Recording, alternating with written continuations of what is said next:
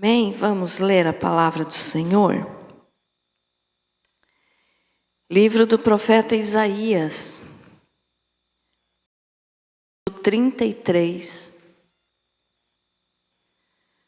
do versículo 13 ao 16.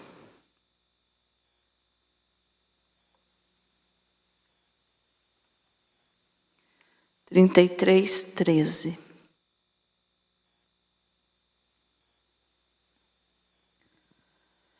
Nos diz assim a palavra do Senhor: ouvi, vós, os que estáis longe, o que tenho feito, e vós, os que estáis perto, reconhecei o meu poder. Os pecadores em Sião se assombram, o tremor se apodera dos ímpios, e eles perguntam: quem dentre nós habitará com o fogo devorador? Quem dentre nós habitará com chamas eternas? O que anda em justiça e fala o que é reto, o que despreza o ganho de opressão, o que com um gesto de mãos recusa aceitar suborno, o que tapa os ouvidos para não ouvir falar de homicídios e fecha os olhos para não ver o mal. Este habitará nas alturas. As fortalezas das rochas serão o seu alto refúgio. O seu pão lhe será dado, as suas águas serão certas. Amém? Querido Jesus, que essa palavra seja para a tua glória. Amém. Pode se assentar.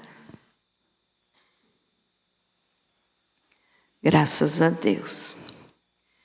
Esse capítulo 33 do livro de Isaías, ele está nos falando sobre a aflição de Jerusalém e o livramento de Jerusalém.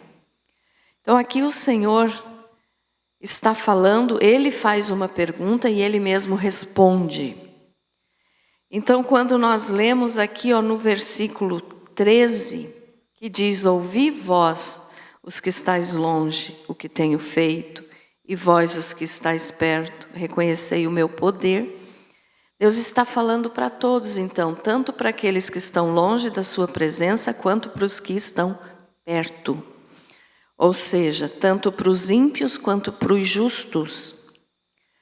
O Senhor está falando, então, e no versículo 14, ele fala: os pecadores em Sião se assombram, o tremor se apodera dos ímpios, e eles perguntam: quem dentre nós habitará com o fogo devorador? Quem dentre nós habitará com chamas eternas? O que isso significa? Aqui a palavra do Senhor está nos orientando que, quando diz aqui os pecadores em Sião, está aqui se referindo diretamente para o povo de Israel e de Jerusalém naquela época, mas hoje para nós. Então, quando diz aqui os pecadores em Sião se assombram, nós podemos interpretar que os ímpios, ou seja, aqueles que não servem a Deus, aqueles que estão longe da presença do Senhor, os pecadores. Ah, pastora, mas nós não somos pecadores? Somos.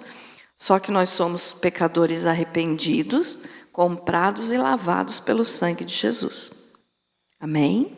Então tem diferença de nós sermos pecadores remidos, né? Porque aceitamos a Cristo, daqueles que ainda estão em pecado, mas que estão longe da presença de Deus. Então diz aqui, que esses pecadores, né, os que ainda estão longe, se assombram.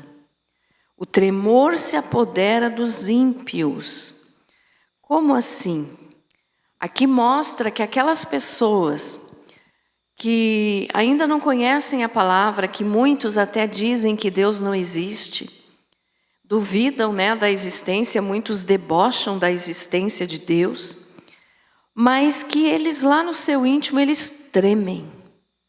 E eles têm medo, se assombram. Por quê? Porque o tremor se apodera dos ímpios. O que significa isso? É a resposta natural do pecador diante da santidade de Deus. Deus, Ele é tão santo, irmãos, Ele é tão poderoso, que nós, comparados a Ele, nós não temos injustiça nenhuma. Ele é poderoso e justo. Então, a resposta daquele que ainda não conhece a Deus, que não sabe, que pode se arrepender dos seus pecados e se esconder debaixo do sangue de Jesus, o que eles sentem é temor, é medo, é assombro. Em outras palavras, é pavor. Quando eles pensam em Deus, quando eles pensam que um dia eles vão morrer, mesmo aqueles que dizem, Deus não existe, mas lá no íntimo da pessoa, ele fica preocupado. Ele pode dizer para os outros que não acreditam em Deus, que Deus não existe, que o que existe é a força do braço, que o que existe é a matéria, que morrendo acabou tudo, mas eles têm temor. Por quê? Porque é a resposta natural, ou seja, Deus é tão santo que ninguém pode se aproximar da sua santidade, ninguém é nada. Se nós nos compararmos, às vezes a gente faz comparações que nós não deveríamos fazer, mas que a gente faz é uma coisa mais corriqueira do dia a dia, né? Às vezes a gente fica sabendo de alguém que matou, 4, 5 pessoas, e daí a gente diz assim, mas eu não faço isso, então eu sou uma pessoa boa. Nós podemos nos considerar bons nos comparando uns aos outros. Por quê? Porque nós somos pecadores. Mas quando nós nos comparamos com Deus, a sua santidade, não tem um único ser humano que seja bom. Ficou entendido isso, irmãos? Deus é muito bom, Ele é perfeito, Ele é maravilhoso e Ele é santo. Então Deus não pode ficar junto com o pecado. Então, quando nós nos comparamos com a santidade do Senhor, se você começar a pensar como Deus é bom, como Deus é maravilhoso, como Ele é perfeito, e você levar esse teu pensamento bem a sério e dizer, não, eu quero agora conhecer mais o Senhor. Quando você quer conhecer mais o Senhor, você acaba descobrindo mais qualidades dEle e você acaba dizendo, realmente eu não sou nada. Como que eu posso me comparar com um Deus tão perfeito?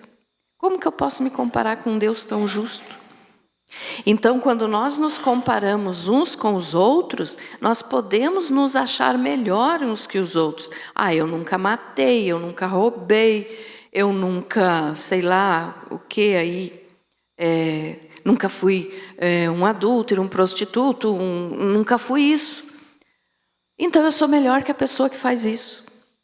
Então nós podemos nos considerar melhores, nos comparando uns com os outros, mas não somos melhores, porque somos pecadores também. Não importa o tipo do pecado, todo pecado faz separação entre Deus e o homem. Então, se nós somos pecadores, não importa se eu tenho um tipo de pecado e a pessoa lá matou 500.000 pessoas, vamos dizer assim. Eu sou melhor que aquele. Não, você não é melhor, eu não sou melhor, porque nós também somos pecadores. Mas nós geralmente fazemos essa comparação e agimos assim como se nós realmente fôssemos melhores. Mas não somos. Mas olhando por esse lado, então a gente pode dizer, não, eu não faço isso, então eu sou melhor. Mas e se comparar com a santidade de Deus? Nós somos assim aquele mínimo do mosquitinho, aquele bichinho bem pequenininho que anda caminhando lá, às vezes no chão da tua casa. É aquele minúsculo, mas aquela coisinha de nada. Nós somos menores que aquele quando nós nos comparamos com a perfeição de Deus. Então, nós todos somos pecadores, mas como eu falo sempre para você, tem diferença. Nós somos pecadores arrependidos, aceitamos a Jesus, então somos diferentes em escolhas, porque escolhemos servir a Deus. Mas aquele que ainda está lá fora, que não fez essa escolha, o que ele tem, quando ele se lembra que um dia ele vai morrer, é um terror. É um medo, por causa que ele não sabe como que ele vai se apresentar diante de Deus. Então tem gente que não gosta de ouvir de arrebatamento da igreja. Tem gente que não gosta de saber que Jesus está voltando. Tem gente que não gosta de saber da segunda vinda, do arrebatamento, de que um dia vai morrer, de que a morte é para todos. Então tem pessoa que tem pavor quanto a esse assunto. Por quê? Porque não tem certeza para onde vai. E se não tem certeza para onde vai, então é porque realmente não está preparado para se apresentar diante do Senhor. Então esse temor e esse tremor que os ímpios sentem é uma coisa natural quando nós olhamos, não, realmente não somos nada comparados a Deus. Ficou entendido isso, irmãos? Amém? Então hoje eu quero falar um pouquinho para você, como eu digo sempre, para nós aprender a viver melhor como cristãos. E aí esse versículo seguinte começa a nos dizer como viver corretamente. No versículo, a segunda parte do versículo 14, então, Deus diz assim, quem dentre nós habitará com o fogo devorador? Quem dentre nós habitará com chamas eternas? Então Deus faz a pergunta e agora no versículo 15 ele mesmo já responde. É claro que isso aqui usando o profeta Isaías, né? Como transmissor da palavra. Mas então aqui diz assim, quem dentre nós habitará com o fogo devorador? O que é esse fogo devorador? É a santidade, a justiça de Deus, é o próprio Deus. O fogo de Deus, o fogo do Senhor que queima as imperfeições quando nós nos arrependemos, e o mesmo fogo é o que vai queimar os que não se arrependem no inferno. Então aqui está dizendo, quem dentre nós habitará com o fogo devorador? O que é isso? Se nós somos tão pecadores, como que nós vamos morar junto com esse Deus que é tão santo e maravilhoso? Como que nós vamos poder estar diante da presença dele? Como que nós vamos poder estar diante, com chamas eternas? Quem dentre nós habitará com chamas eternas? O que é isso? É a santidade de Deus.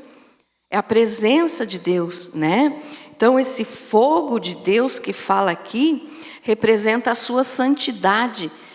Essa santidade é imutável. O que é isso? Não muda. Então esse fogo aqui que está falando, fala da santidade de Deus e do julgamento reto que ele tem. Deus não se corrompe. Deus não privilegia ninguém. Ele não vai dizer assim, não, esse é meu queridinho, então eu vou deixar passar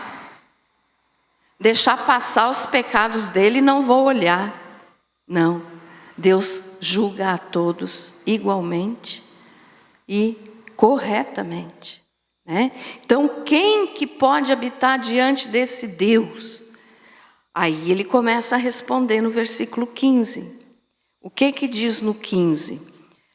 O que anda em justiça e fala o que é reto, o que despreza o ganho de opressão, o que com um gesto de mãos recusa aceitar suborno, o que tapa os ouvidos para não ouvir falar de homicídios e fecha os olhos para não ver o mal. Quem age assim, então, vai poder habitar junto com esse fogo, essa chama eterna de Deus, ou seja, com o próprio Deus. E o que significa isso? É aquela pessoa que tem um caráter correto. Como nós lemos ali, o que anda em justiça e fala o que é reto. Então é aquela pessoa que evita mentir, é aquela pessoa que não inventa as coisas, que não fica falando mal dos outros, que não faz calúnia, é aquela pessoa que não faz fofoca, é aquela pessoa que procura falar apenas aquilo que vai agradar ao Senhor. E eu não estou dizendo com isso que você tem que ser uma pessoa chata, uma pessoa triste, uma pessoa que não posso fazer isso, não posso falar aquilo, porque senão Deus vai me castigar. Não é isso. É você viver retamente, é viver feliz diante do Senhor, mas falar coisas santas. Não contar piada suja, não falar palavrão. Então é esse tipo de coisa que está falando aqui, ó. O que fala o que é reto. O que a gente faz para falar o que é reto? Em oração, pede ao Senhor que controle a sua boca, que controle a sua língua, que o Espírito Santo esteja dirigindo as suas palavras, que tudo o que ele falar, que ela falar, sejam coisas que vão agradar a Deus e não envergonhar a Deus. Por quê? Porque Deus é santo. Como que Deus vai estar junto de uma pessoa que fala bobagem, que fala palavrão, que fala mentira, que faz fofoca, que anda nas casas fazendo confusão? Como que uma pessoa vai ter a presença de Deus desse tipo?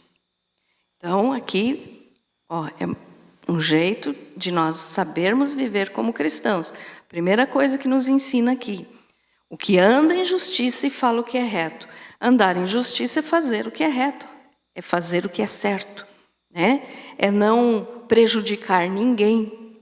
E aí Deus continua dizendo: o que despreza o ganho de opressão, o que com um gesto de mãos recusa aceitar suborno. O que é isso?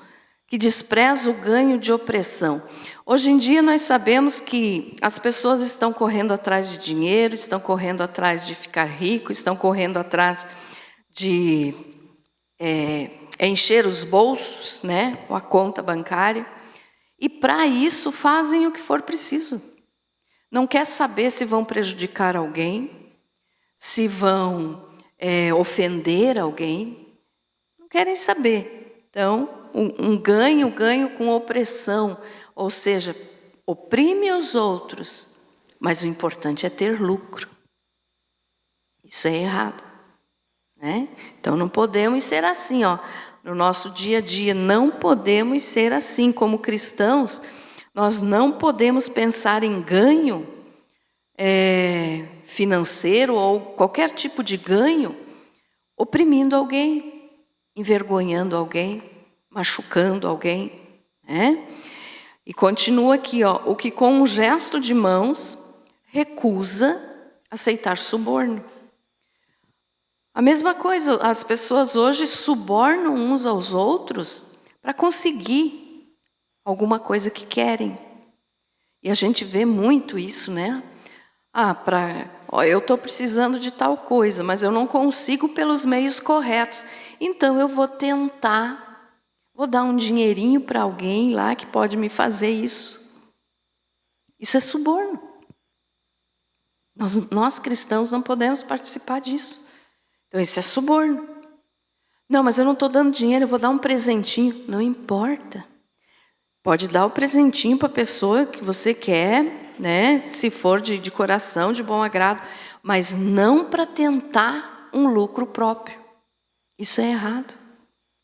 Estão entendendo, irmãos? Amém? Então, é errado. E a pessoa, aqui a Bíblia ainda diz assim, ó, a pessoa que com um gesto de mãos recusa aceitar suborno. Quer dizer, ó, pode parar, comigo não. Isso comigo não. Então nós temos que ser assim.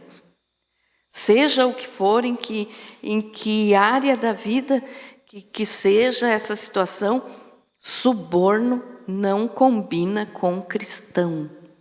Cristão de verdade não oprime ninguém e não suborna ninguém e também não aceita ser subornado.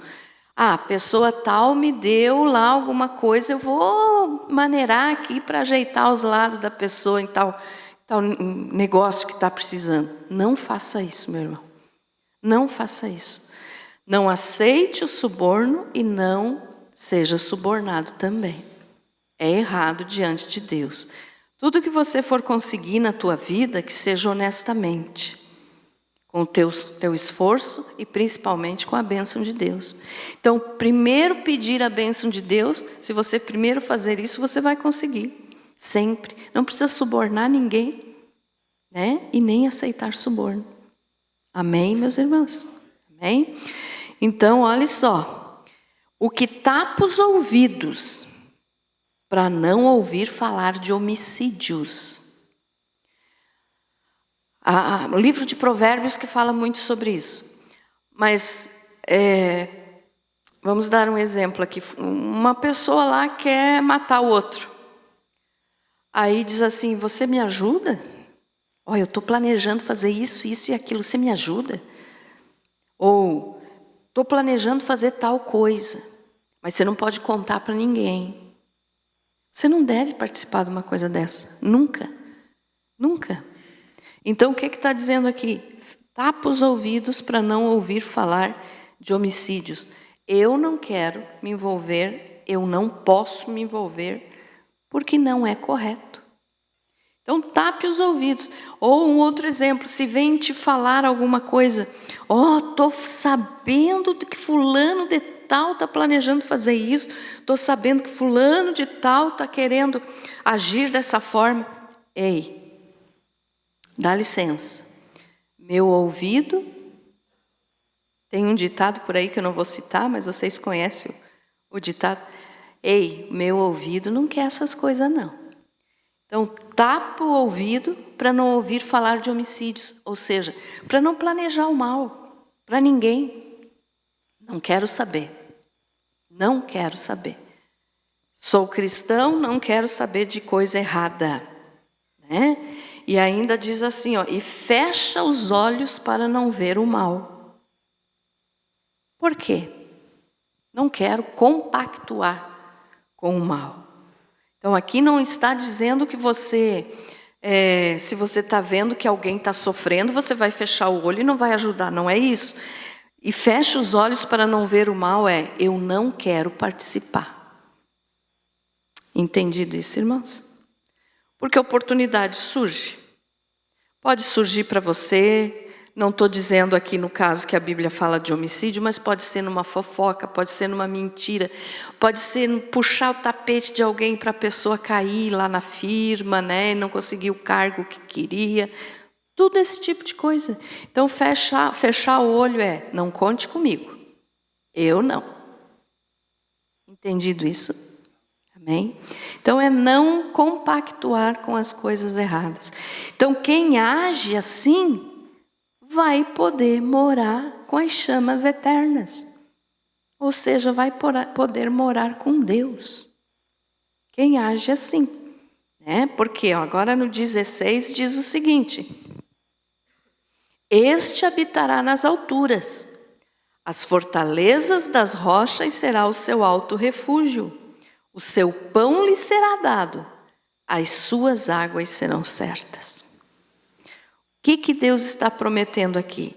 Quem age assim, quem não faz o mal, quem não faz as coisas erradas, que não quer saber de fofoca, de confusão, de armadilha para ninguém, que fecha os olhos para o mal, este vai habitar nas alturas. O que significa isso? Vai habitar com Ele. Vai habitar com Deus, com aquelas chamas eternas que nós lemos ali. Quem dentre nós habitará com o fogo devorador? Quem dentre nós habitará com chamas eternas? Este habitará nas alturas. As fortalezas das rochas serão o seu alto refúgio. Quem que é a nossa rocha?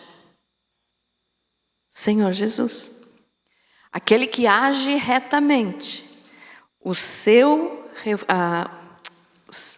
A sua morada será nas altas alturas.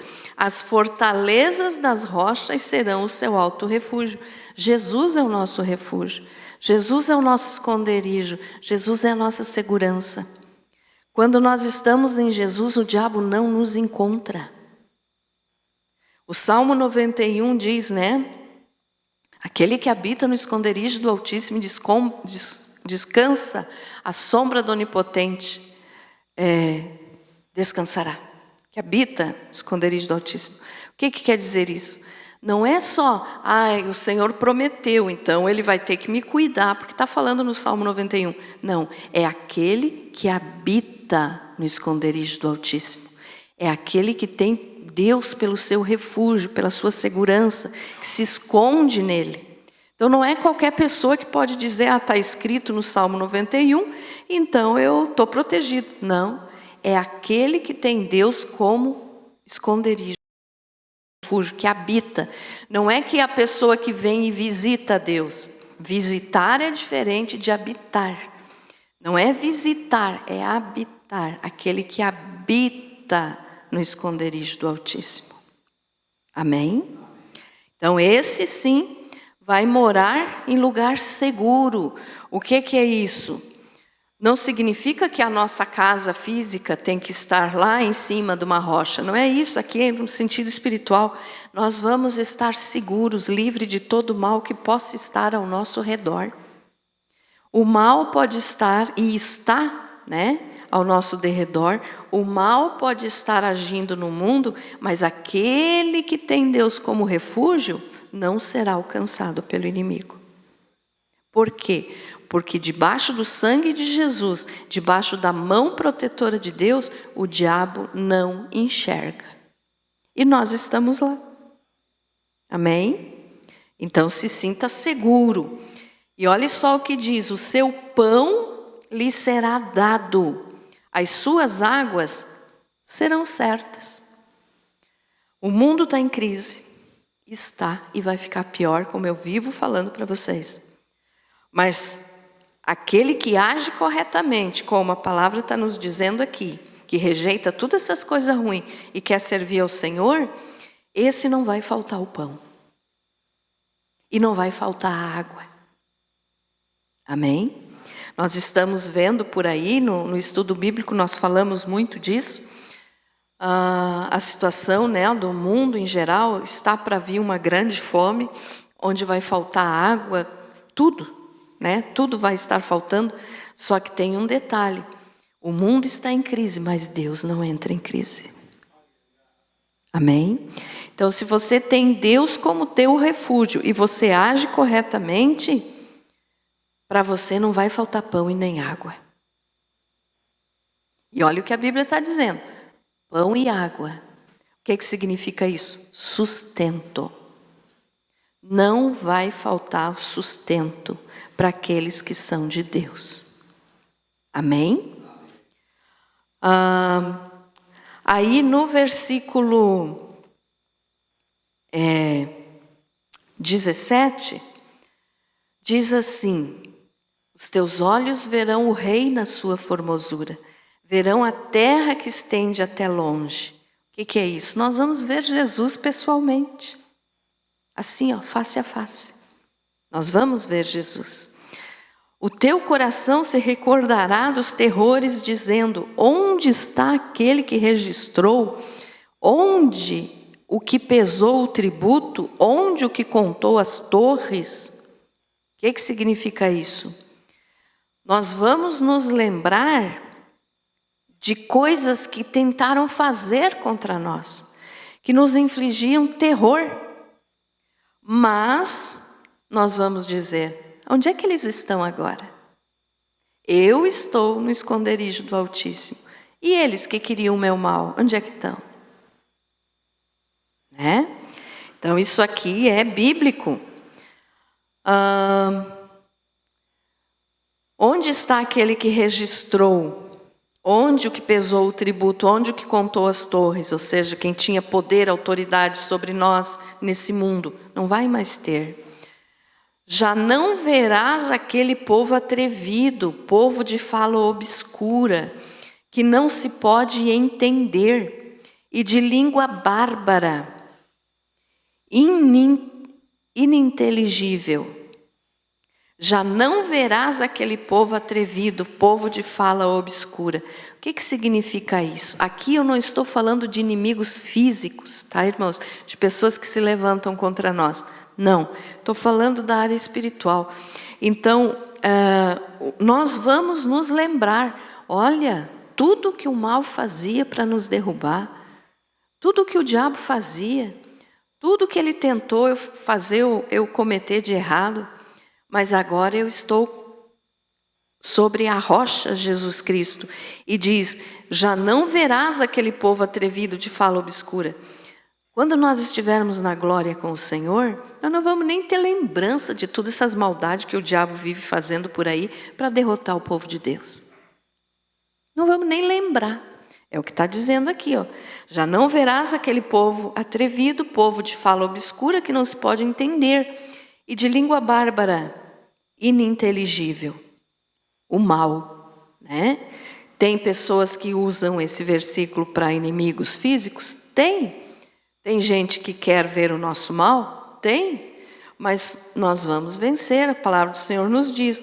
Mas aqui nós estamos interpretando no sentido espiritual. Então está dizendo, tudo que se levantar contra nós vai ser derrotado. E nós vamos estar à sombra do Altíssimo, protegidos pelo Senhor. Amém? Olha para Sião, a cidade das nossas solenidades. Os teus olhos verão a Jerusalém, habitação tranquila, tenda que não será removida, cujas estacas nunca serão arrancadas, nem rebentada nenhuma de suas cordas. O que significa isso? O Senhor nos promete vida segura. O Senhor, para aqueles que agem assim, de recusar o mal, de não mentir, de não ser uma pessoa que é suborna e que recebe suborno, né, que faz as coisas erradas, a pessoa que não é assim vai viver em segurança, porque Deus está dizendo aqui, ó, a cidade das nossas solenidades, que é Sião, os teus olhos verão a Jerusalém. Nós vamos habitar na Jerusalém celestial. Lá não vai mais ter mal algum. Nós vamos para lá. Ah, pastora, é verdade isso que a Bíblia fala? Parece historinha. É verdade, irmãos. O Senhor preparou uma cidade linda chamada Nova Jerusalém, que vai descer do céu para que os salvos possam morar nela, aqui na terra. Então nós vamos morar nessa cidade maravilhosa, onde não vai mais ter povo atrevido de fala obscura, onde não vai mais ter perigo algum, onde não vai mais ter tentação nenhuma. Então nós vamos, né? Olha aqui, ó, habitação tranquila. Quem é hoje em dia que não quer ter uma vida tranquila, que não quer ter uma casa tranquila? O mundo está em desespero, né? As pessoas não têm paz. Mas para aquele que age corretamente, que vai morar com o fogo devorador, que é Deus, habitará em tranquilidade.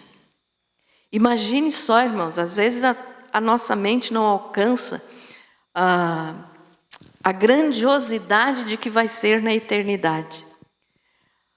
Ali nós vamos habitar em segurança. Não vamos mais precisar nos preocupar com doença, com choro, com bandido, com assaltante, com tudo quanto é tipo de coisa ruim, com a morte. Não vai mais existir a morte. Então nós vamos habitar em uma habitação tranquila, tenda que não será removida, cujas estacas nunca serão arrancadas, nem rebentada nenhuma de suas cordas. O que é isso? Segura. Lá o mal não entra. Não precisa chavear a porta.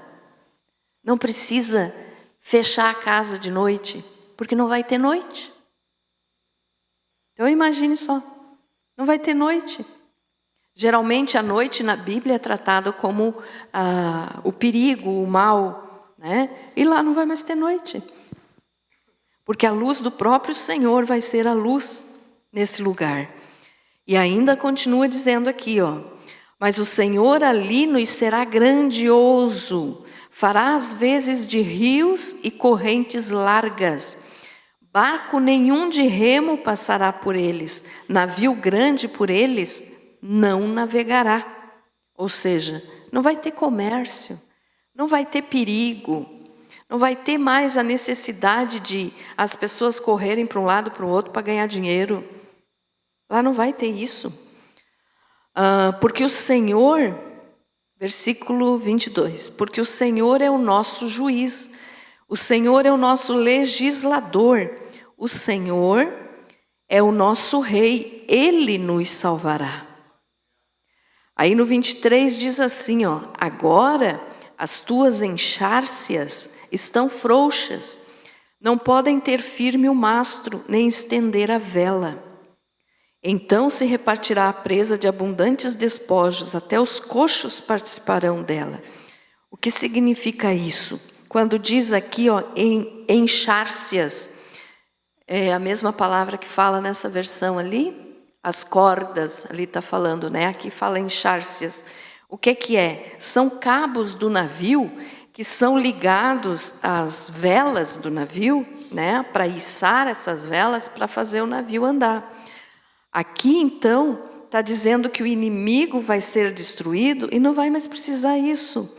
Então, não tem, porque ele não vai ter firmeza. Nós não vamos mais precisar temer. Nós não vamos mais precisar nem dormir. Pastora, mas eu gosto tanto de dormir, eu não vou mais dormir. Não. Lá você não vai dormir, porque não vai ter necessidade de dormir. Porque lá não vai ter noite. E não vai ter necessidade de dormir, né? Porque o corpo vai ser espiritual. Então, olha só. Nenhum morador de Jerusalém, esse aqui é um detalhe que eu quero chamar um pouquinho mais a atenção desses versículos aqui. Então, o capítulo 33 todo está dizendo, né, como que nós devemos agir para poder morar com Deus. E aqui diz o seguinte, daí, para quem age corretamente para morar com Ele, Ele faz essas promessas que nós lemos. E aí no 24 diz: nenhum morador de Jerusalém dirá, estou doente. Olha só que maravilha.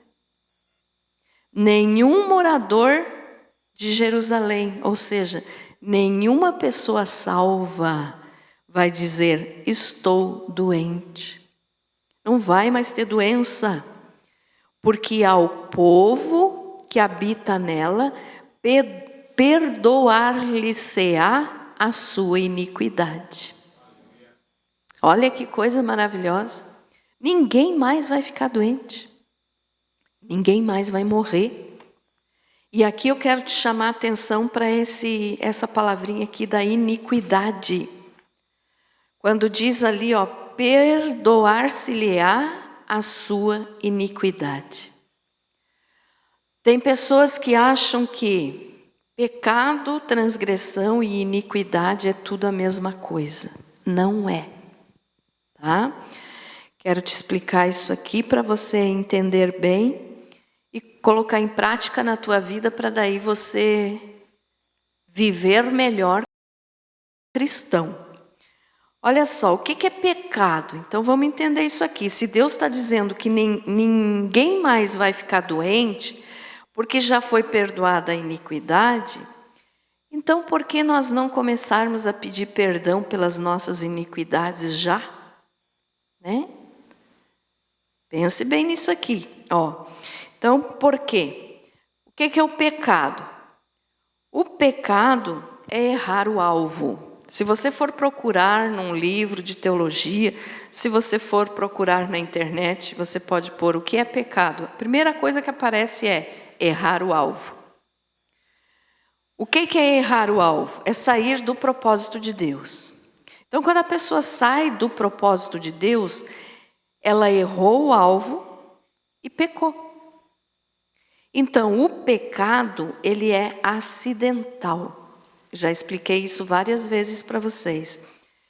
O nosso pecado hoje, como cristãos, ele é acidental. Porque você não premeditou aquele pecado. Você pecou. Por exemplo, agora há pouco falamos que a pessoa, para habitar com Deus, tem que falar coisas retas. Não falar palavrão, não mentir, não prejudicar ninguém, não fofocar, todas essas coisas. Mas de repente aí você diz assim, falei um palavrão. Você tinha planejado falar aquele palavrão? É só um exemplo para você entender o que é pecado. Então às vezes sai. Né? Quando você viu, você falou, você fez alguma coisa errada, então você pecou. Pede perdão imediato ao Senhor. Estou usando o exemplo do palavrão só, é só um exemplo. mas qualquer outra coisa, qualquer outro pecado. Então aconteceu, mas daí você não premeditou, ou seja, você não planejou. Aconteceu, pequei, Senhor, errei, me perdoe em nome de Jesus. Amém, está perdoado. Né? Então esse é o pecado, errar o alvo. Então sabe aquelas flechas, né? Que a pessoa atira lá o arco e a flecha, a pessoa atira lá no alvo. Então se a flecha não foi bem lá na mosca, como é chamado, né? Aquele desenho lá do alvo, se não acertou bem o centro do alvo, é porque perdeu o alvo. Então pecou. Ficou entendido o significado do pecado? Então é isso, é errar o alvo. Então foi acidental. Falei, não devia ter falado. Fiz isso, não devia ter feito. Corre e peça perdão a Deus, em nome de Jesus. É o pecado. Aí tem a transgressão. O que é a transgressão? A transgressão é quando a pessoa viola uma lei de Deus. Exemplo bem fácil para nós guardarmos e não esquecermos mais. Davi transgrediu. Quando ele pecou, né, ele transgrediu, ele quebrou a lei de Deus, porque ele adulterou e praticou um homicídio. Ele mandou matar Urias. Então ele quebrou duas leis no mesmo pecado. Mas daí não foi que ele, quando eu vi eu já fiz. Não. Ele sabia que ele estava fazendo errado, mas ele transgrediu a lei. Entendido isso, irmãos? Então é quebrar uma regra. Transgressão é quando a pessoa quebra uma regra. O que é regra? Um mandamento de Deus. Então transgrediu, quebrou um mandamento de Deus. Davi adulterou e matou alguém. Ele transgrediu essas leis. Então foi uma transgressão. Um exemplo para você não esquecer mais. Se você está dirigindo, né, com o teu carro na BR, em qualquer lugar, e você não coloca o cinto de segurança, você está desobedecendo, você está quebrando uma lei. Porque a lei do trânsito é o quê? Colocar o cinto de segurança para a tua própria proteção. Se você não coloca o cinto de segurança e sofre um acidente, a culpa é tua. Você transgrediu, você não estava protegido. Entendido isso, irmãos? Então, é transgredir uma lei, é desobedecer uma lei. E no sentido espiritual, então, é violar ou quebrar uma lei dos mandamentos de Deus. Então, isso é transgressão. E agora a iniquidade, que falou aqui no versículo de Isaías que nós lemos. O que é iniquidade? E Deus disse, que a pessoa não vai mais ficar doente porque a sua iniquidade foi perdoada. O que é iniquidade? A iniquidade é aquela pessoa, aquele pecado, todos eles são chamados de pecado, tá? Mas com diferenças. Então a iniquidade é aquele pecado planejado. Por exemplo, a hipocrisia é uma iniquidade. Por quê? Porque é a pessoa falsa. Então ela planeja a falsidade com os outros. Ela planejou antes, quando eu ver tal pessoa eu vou agir assim, mas eu não gosto de ser assim. Então é uma falsidade. É planejado. Outro exemplo, vou mentir. Para conseguir me escapar de tal coisa, eu vou mentir. É uma iniquidade, porque planejou antes. Tem diferença daquele que você diz, pequei. Entendido isso? Amém? Então, a iniquidade são as intenções secretas do coração. Que as pessoas não veem, mas Deus vê. Então é aquilo que está no nosso coração que a gente planeja. Eu vou prejudicar alguém. Você planejou antes. A pessoa que rouba, ela planeja o roubo que ela vai fazer. É uma iniquidade. junto com a transgressão, porque não roubarás também é uma lei. Então veja só, a iniquidade, ela pode ser pessoal ou pode ser iniquidade também de uma nação. Como assim? Vamos dar um exemplo aqui. A nação que libera, eu sempre uso esse exemplo quando eu falo de iniquidade. A nação que liberar o aborto está em iniquidade, que é um pecado sério diante do Senhor. Então daí é um pecado da nação. Os líderes aprovaram o aborto. É pecado diante de Deus, nós sabemos disso. Mas não é só um pecadinho, é um pecadão. Porque existe graus de pecado. Todo pecado afasta de Deus, mas existe graus de pecado. E também existe graus de punição para cada pecado. Então a pessoa que for para o inferno, porque não se arrependeu, como eu já falei para vocês, o inferno não é um lugar para pecadores, senão todos nós iríamos para lá, mas o inferno é um lugar para pessoas que não se arrependem. Então, se a pessoa planeja antes, né, e não se arrepende, ela vai para o inferno. Então como é que eu vou dizer? Essa intenção má do coração leva a pessoa para o inferno. Ficou entendido isso, meus amados? Já faz consciente, né? Então é diferente de você ver quando você vê, eu falei o que não devia falar, eu pensei o que não devia pensar, eu fiz o que não devia de fazer. É diferente, isso é pecado. Os graus de punição que eu estava falando, então a pessoa que foi para o inferno, ela tem graus de punição. É terrível. A Bíblia diz, Jesus mesmo falou que o inferno é terrível. Mas tem graus de punição. Tem pessoa que está no inferno que vai sofrer mais do que a outra. Por quê? Porque o seu pecado foi maior enquanto esteve aqui na terra. Vamos dar um outro exemplo para você guardar bem. O pecado de Hitler, né, que matou milhões de pessoas, é maior do que alguém que foi para o inferno porque roubou uma galinha para comer. Só para você entender, mas roubar a galinha também é errado, então leva para o inferno. Mas então os graus de punição no inferno são diferentes, porque existe graus de pecado. Pecadinho e pecadão. Tem pecados que são para a morte. Qualquer dia eu vou pregar sobre isso aqui. Então veja só, todo pecado separa de Deus, por isso nós temos que fugir do pecado. Mas tem aqueles que são planejados. Provérbios fala que a pessoa ímpia, ela não consegue dormir sem antes planejar o mal que ela vai fazer no outro dia para alguém. Então é planejar, isso é iniquidade. E tem a iniquidade das nações, que eu citei o exemplo do aborto. Então as autoridades de uma determinada nação que aprovam o aborto estão em iniquidade diante do Senhor. Ficou entendido isso, meus amados? Amém? Então olha só, já vamos encerrar.